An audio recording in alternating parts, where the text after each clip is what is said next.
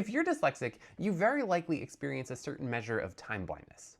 Time blindness is usually talked about in relation to ADHD or autism, but dyslexic individuals experience it as well. And one of the things that makes it really interesting with dyslexia is that there are likely certain tasks that you do that make you more likely to have difficulty with it than others. And here's why that is. So in order for us to have a healthy sense of time, or to be able to perceive time reasonably accurately, our executive functioning has to be working pretty well. And in order for our executive functioning to function, we also need to be able to have our working memory not be overburdened or overtaxed.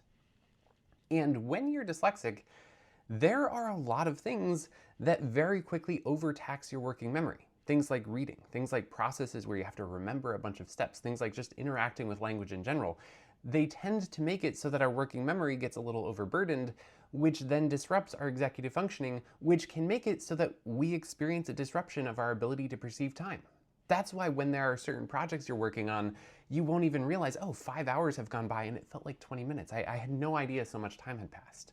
And that's also why, if you experience this a lot, it can be really valuable to have like markers of time, like alarms or something maybe that goes off every 30 minutes, just to be like, hey, time is still passing, just to keep you kind of grounded in the reality that time does still exist. Even though it is kind of a construct, it does exist, because that can be kind of helpful just to make sure you're not like missing anything you're supposed to do, or maybe not responding to your wife who wants to know where you are or why it's taking so long.